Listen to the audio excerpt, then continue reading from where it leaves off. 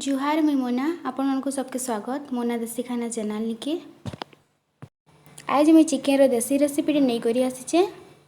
आपण माने जदि मोर चैनल के नुआ आइसन बेले प्लीज लाइक शेयर सब्सक्राइब करबे। तो चलो रेसिपी के स्टार्ट करमा। फर्स्ट हमें गैस ऑन करी कढ़ई मड़ामा। कढ़ई गरम होला परे इटा में सोरिष तेल नौछे। शिकार तो रांधला बेले सोरिष तेल ही नेसन आपण माने भी नौथिबे।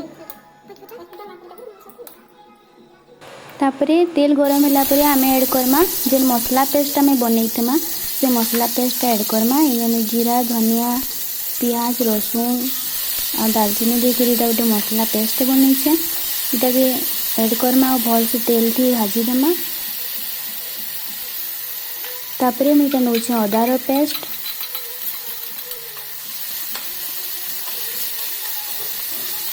भल से मिक्स कर देमा। इटा के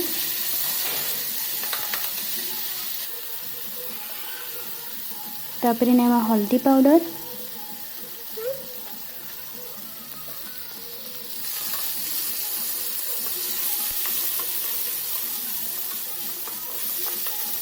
भल भाव मिसई देमा ये सबू के।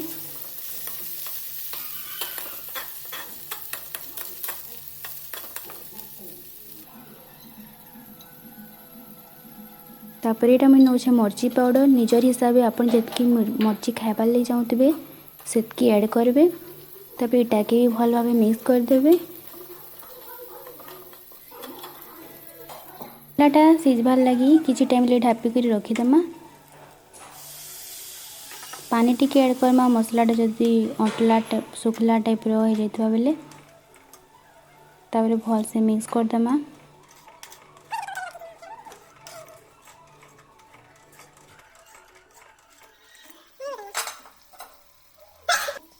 तापरे मैं इटा ऐड कर मीट मसला। तापरे इटा गोटे चिकेन मसला ये सब के भल भाव मिक्स करदेमा।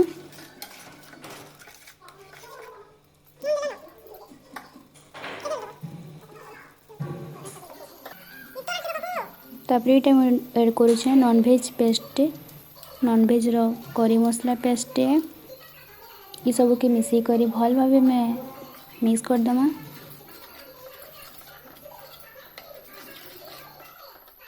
तापरे आमे स्वाद अनुसार नून ऐड करमा। तापरे मिक्स कर देमा भल से।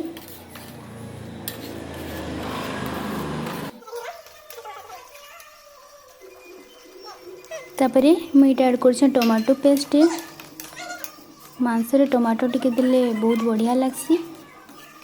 मेन इम्पोर्टेंट होचे मांस तुम रांधला बेले मसला पेस्टा भल से हेबार कथा। मसलाटा जदि भल से टेस्ट करिछन बेले तुमटा जनता हेले भी भल लागबा।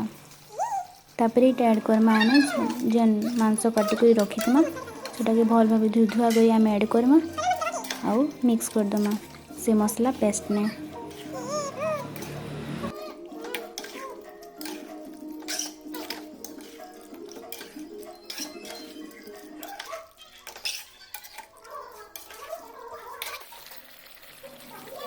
तापरे मीटा कलर आसबार लगी कलर मिर्ची पाउडर टी ऐड करुच्छे। आपण मैंने चाहले भी ऐड करेंगे ना भी नहीं।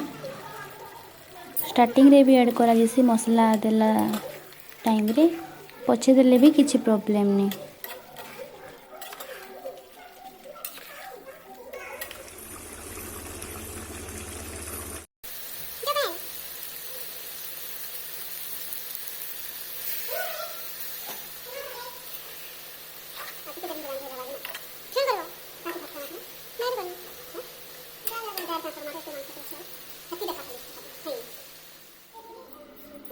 देखो आमर शिकार तो रेडी हो जाइए न आ बहुत बढ़िया भी दिशुचे टेस्ट भी बहुत बढ़िया लगुचे। आपण मैंने भी यही सब मसला पेस्ट यही सब रेसिपी के फॉलो करेंगे और रांधे।